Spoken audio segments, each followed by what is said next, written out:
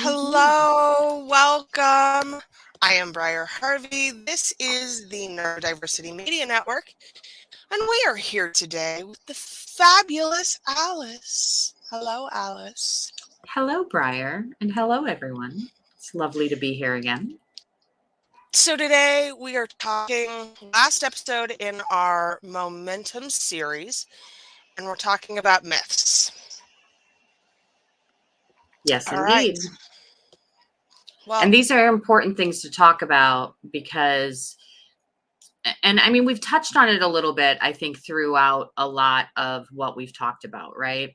But I think it's really important because if you believe in the myths, then one of the things that's going to happen is you're going to have these barriers, these mindset barriers to actually getting to your momentum. And I think it's really important to, if you haven't started building momentum yet, that you want to start it off on more solid foundation than on myths. I agree. So let's talk about them. What are Absolutely. some really big and dangerous myths about momentum? Well, the biggest one, at least, I mean, it feels like it's the biggest one for me, right? I guess everybody's kind of maybe going to have a different perspective on what has the most impact on who they are and how they operate. But the biggest one for me is that momentum has to be fast, right? That you have to build momentum and you have to do it fast. If you're not, and that's a myth because, and we've talked about it before, no matter what your pace is, you don't have to feel the pressure to go faster than what you're ready for if you set the intention to at least be consistent. I don't care if that's once a month, once a week, whatever that consistency looks like for you, that will actually help you start to build momentum. If you think the only way to build momentum is to go 10 times a day and you are a once a month kind of person, then you're going to hold yourself back. You're never going to get started. You're never going to build momentum. And on the other hand, you could be the kind of person that thinks, yeah, I have to do this 10 times a day. And so you're going to go at it hard and you're going to burn yourself out. You're going to Right. start to find some of that momentum and success, that other side of it. You don't do anything because you're frozen in, oh God, I can't handle that. Or you go hard at it and then you burn yourself out and you lose the success that you gained. Right. And then maybe never go back to it because you burnt yourself out. So you have to find that middle way that works for you to be consistent, because that is a huge factor in building momentum, is the consistency aspect. Right. Not speed, consistency. Yes, And this is especially relevant for neurodivergent people because we burn out faster. we sure do. Much faster. And we can get into those. Like, one of my struggles is the hyper focus, right? And so I will hyper focus on something until I literally pass out. That is not healthy. That is not a healthy way to build No, momentum. No. like I'll forget to pee. You Yes. can get so deep in that you forget everything else. And it's really important for us to create breaks, to create care, to make sure that we're actually doing the things that we need to do to maintain consistency. Yes, maintain consistency without burning ourselves out. And that can be a struggle, right? Because from the neurodivergent point of view, if you do have that hyper focus, right, when there's something you're really interested in, you tend to put all of your focus and attention into it because it is interesting. Anything that's not interesting, like that laundry over there, right there, I'm looking at you, laundry. That Don't is call me out not over here. interesting. Don't call me out on a Monday morning about the On piles of laundry behind my curtains here. I've got, well, technically, what way is it? It's actually it's over there, piles of laundry. Okay. Yes.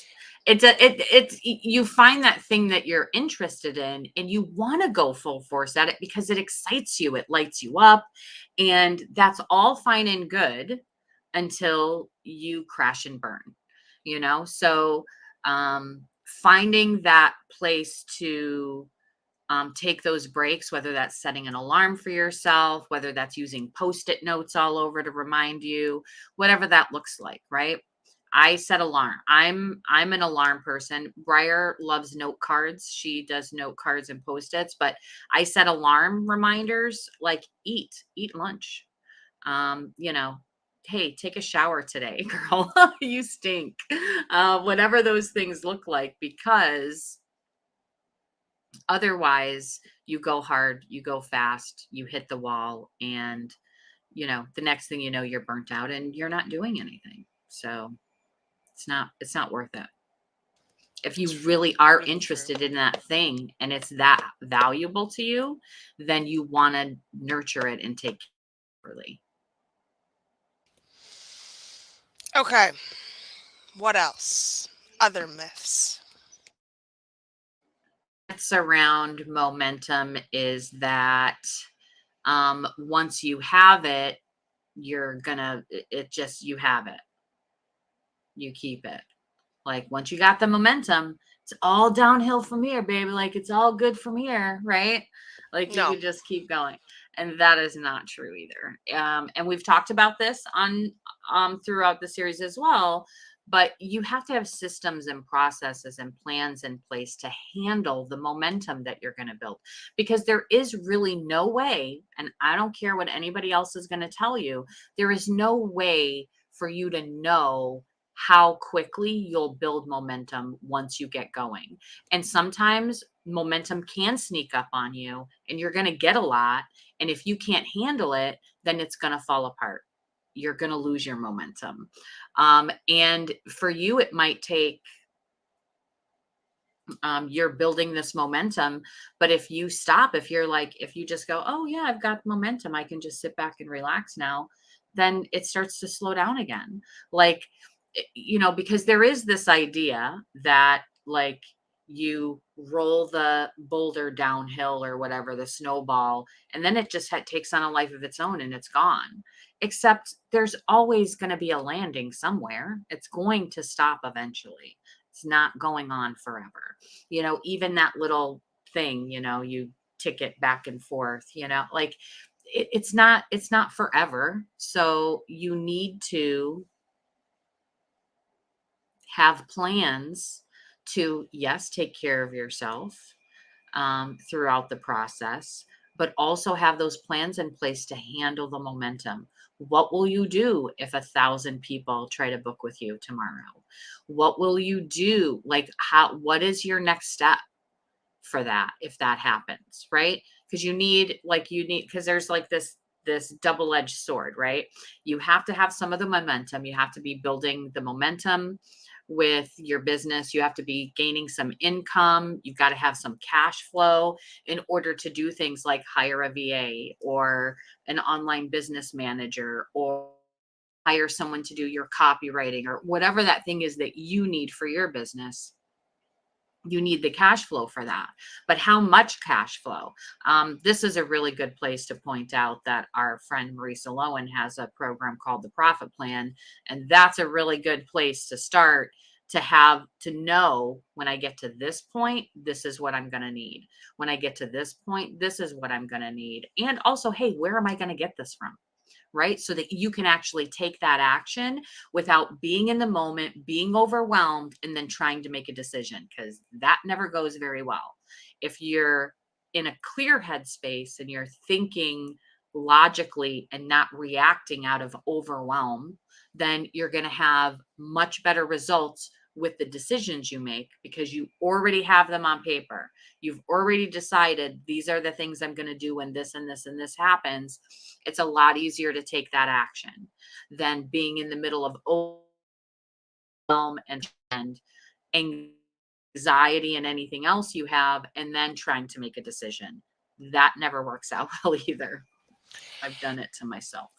And we've spoken in previous episodes about setting yourself milestones. This is what we're talking. Why, what is the ABC result? And that should be planned ahead of time so that when it happens, you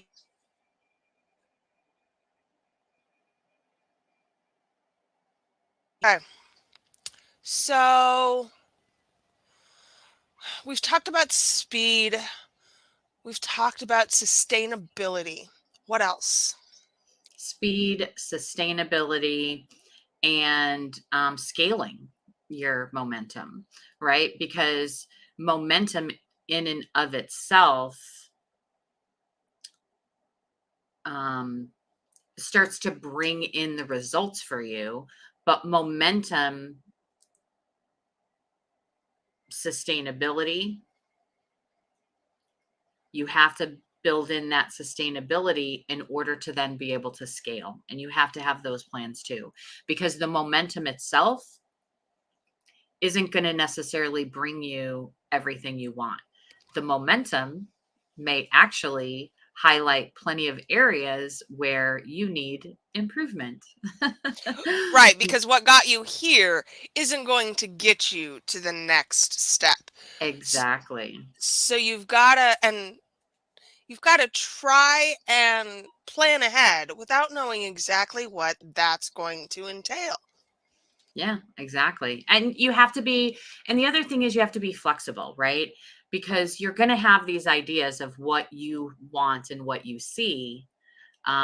And then things are going to be a little bit different in reality than they are in your actual plan. And I think that's, I mean, actually, that might even be the number one thing that's like the most dangerous is that, well, this isn't how I planned it to happen. Why is this like, don't fight it, go with it, don't be afraid, right? Like, so you don't want to stop. You don't want to like crash and burn. You don't want to give up because you don't see things happening or whatever. Like you don't want that inactivity to happen, but you also don't want to be so hyper focused on, well, this is what I do and this is what I that you don't take a minute to pause. A pause is not the same as giving up or ending it or stopping your momentum, but a pause gives you that opportunity to evaluate and review, okay, what's working, what's not working, and eliminate what's working or what's not working. Don't eliminate what's working. Eliminate what's not working or adjust it, tweak it, right? There are things that you can do to change that for yourself, right? And adjust for what's coming next. And think about, okay, not what I wanted. Do I really want it? And Mhm. is there something else that I actually now am aware of that would actually be better for me? And then making that pivot. Because just because you've gained that momentum, right? So the scalability aspect of it, but then also then the longevity of it. Is this what you want to do long term, right? And if it's not, being able to adjust yourself so that you can change it up a bit and do something that's more in alignment with how you are, as long as you're not doing it out of fear, right? Like you have to notice that within yourself. Am I wanting to pivot because I'm afraid now that I have all this stuff coming? Or am I legitimately like, oh, like, and you can tell the difference because you'll know, oh, uh, now I see I did this, and now I know I was hoping this would happen, but instead, I'm getting something I didn't really expect. And now I can see that if I do this, I'll get what I wanted, right? Like there's a clear path there for you, right? That's how you can tell the difference. Well, and we've talked about experimentation a lot. So if Yeah, you are experimenting, you're not always going to get the results you expect. That just doesn't happen. it's true.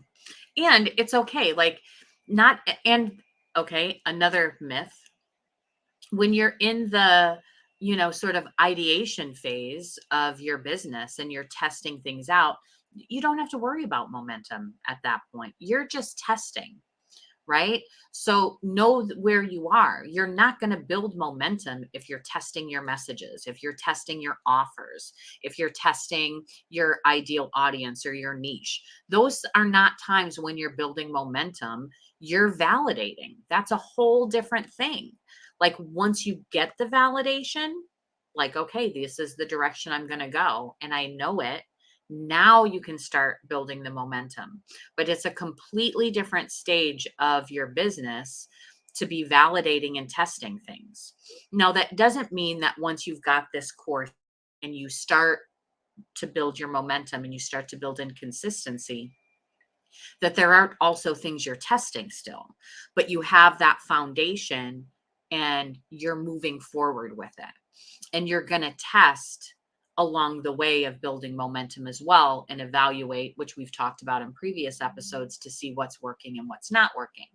So that's going to be a process as well. But don't expect that while you're testing, like, because I've had this from clients before where, okay, we're testing out our ideal audience, right? We're testing out this ideal client, and let's put out some of these feelers to see if people respond to it.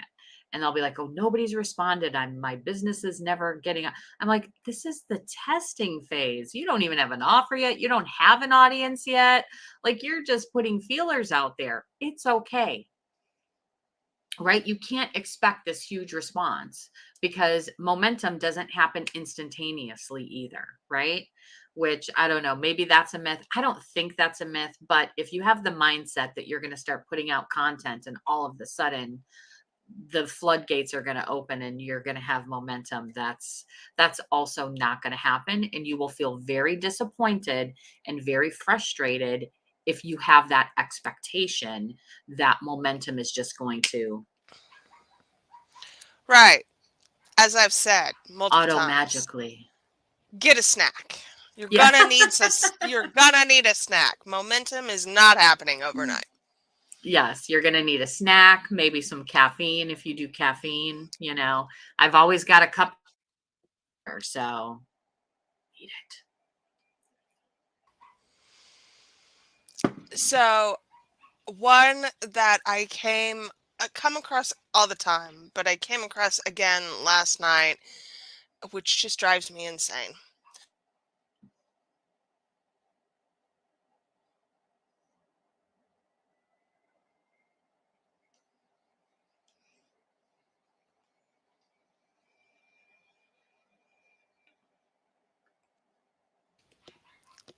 I lost you for a second there, Briar. It's all right.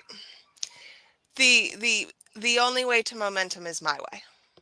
Mm. My way or the highway, baby. Right. Don't you just love that? And I think that people succeed at something, and it seems perfectly reasonable to them that that's going to work for everyone, but it does not. No. Although people have made millions on that premise. Yes, they have. But the people who gave the millions did not. Did not. Did not. No. Mm-hmm. Yeah. I mean, which is why you test things, because you test things to see if your audience responds to it. You test things to see how you respond to it. How do you feel about it now that it's actually out there in the world? Because you might put it out there and go, oh, I don't like how that feels at all. I need to go a different direction, because that can happen too. You learn your audience's responses and you learn your own by actually implementing stuff and putting it out there. And that's the natural way to do it. And if you're following someone else's path and it doesn't feel quite right, you've asked yourself why it doesn't feel right. What is off about this for me? And is there a way that I can more easily maybe customize this process to be something that's better for me? And if you can't find an easy way to customize that process for yourself that makes you feel comfortable and good about doing it, then move on to the next thing. Like next, my favorite 4-letter word, next. Let you just go. second favorite four-letter word. But just next, just move on. Just do it. Because you don't need to be stuck forcing yourself to try to follow someone else's process because they say it works. And they've made millions. And that's, I mean, and that's the rub, right? Like, because, well, this person made millions. Why shouldn't we listen to them? I mean, that's great. But when did they make their millions? What did social media and the internet and SEO look like when they built their momentum and when they came up with this process? And if it was more Because than a year ago, it's a whole different internet. whole different internet. It's a whole ass new world. Okay. Like, most definitely. And if it, you've got people that have been around 10, 15 years, since Al Gore invented the internet. Okay. Like, you've got people around a long time and they've built momentum and they have an engaged audience. They did it on a different set of standards than what you have today. And so sometimes that standard just isn't going to work as quickly or as well today as it did back then. But they already have this engaged audience, they're already making the money, and they have done what we've talked about. As soon as those things stopped working, they started to pivot a little, change, adjust, and do more things. But they still have this big audience that they could go through that with, which made it a much less painful process for them. Whereas for you, if you don't have a huge audience and something's not working, it's a much more painful process to adjust and move on to something new. It can be more painful. And this is why we don't build our businesses off of other people's models. No. Okay, what else? We create the rules and we build them off of our own That's correct. model that works for us. I don't know. Do you have any ideas on what's another myth? I think those are all the ones I really had. I I really feel like we have covered the big ones. Yeah. And I feel like we have really gotten into what the meat of the myths are, which is stop listening to other people. I mean, honestly, It's okay to have a coach. It's okay to have a team. It's absolutely vital that those people who have their hands in your business can provide to you input. If they don't have their hands in your business, they should not be providing input. no. And do some research. Like, it's okay. There might be some business guru, influencer person or whatever that you really like and you kind of like their vibe and you, for whatever reason, and that is fantastic. Okay. I'm not saying you shouldn't like a certain person or any people. Listen to what they have to say, but then go research what other people are saying too. Get a little bit more a diversified perspective to see what else is out there, because you can even integrate a little bit of somebody else's good ideas into this other person's thing and then make it something more unique for you. um, but we fall into a lot of traps if we just follow one person and listen to only everything they say, and we don't do a little bit of research to find out what other advice or whatever things are out there, so that we can start to think, okay, this person says this, but this person says this. Why is it different, right? We want to start thinking critically. I mean, you're talking about your business, you're talking about your livelihood, and there is no one way to do that. There is no one way. Right, and there is a clear difference between learning what you do not know, filling in the gaps, and allowing other people's processes to inform the choices that you are making. And the difference is one comes from a place of information, one comes from a place of fear. If you're allowing other people to make choices on your behalf for your business, that's fear. Mhm. Absolutely. And we don't need that. And if you do find yourself going through that and feeling really connected to someone else's process, like that's the only thing for you to do, then you should ask yourself why you feel that way. And also try to look at some other processes and look for what's good, right? Ask yourself questions, but ask yourself the right questions, right? Um, ask yourself, how can I take ownership of the process? How can I find a way to make this process mine and feel good about it? Right? So ask yourself the right questions. On my list of things to create for the network is a panel discussion about how to figure out what cult behavior is and is not, and how to respond to it. But truly, in the business world, there are a lot of cults. A lot Cults of of cults. personality at the very least, right? Least, yes. Yes, that's what Marisa likes to say. Culture. Create culture, not cults. Right. Yeah. Yeah. Because that does happen. And I mean, and if you've fallen into that, like, don't feel bad about it. I've done some stuff. I've fallen into things in my life that I go, how was I so naive and just so like, what? And it's almost embarrassing to even tell people about it. But then I look at that, like, I learned a lot from those experiences and I've grown. And so, you know, part of the thing that happens when you get sort of sucked into sort of cultish, um, you know, communities like that, which there really are in entrepreneurship, there's some hardcore, like, if you find yourself being offended if anybody says anything even remotely, even constructive criticism towards a particular thing, and you find yourself like, "Ah," like ready to go off, like, you might be in a cult. Okay. You might be in a cult, and it's okay, but you don't want to feel the lack anybody feel worse, because then you get more defensive about it, and we don't want that either.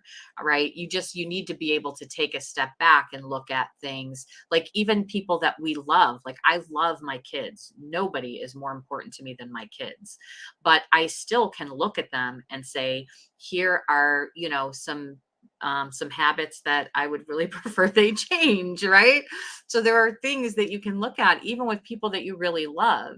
So if you find yourself really getting defensive over any kind of criticism or constructive criticism of any kind over something, then, take a step back. It's not an insult to you personally, even though you like them. Like, somebody is like, "Oh, your kid is annoying on that." That's not like a personal insult to me. I'm like, "Yeah, he's annoying like that." Like, that's him, right? It's not, and we just tend to take it so personally. And if you're doing that, you might, Examine the yeah, yeah,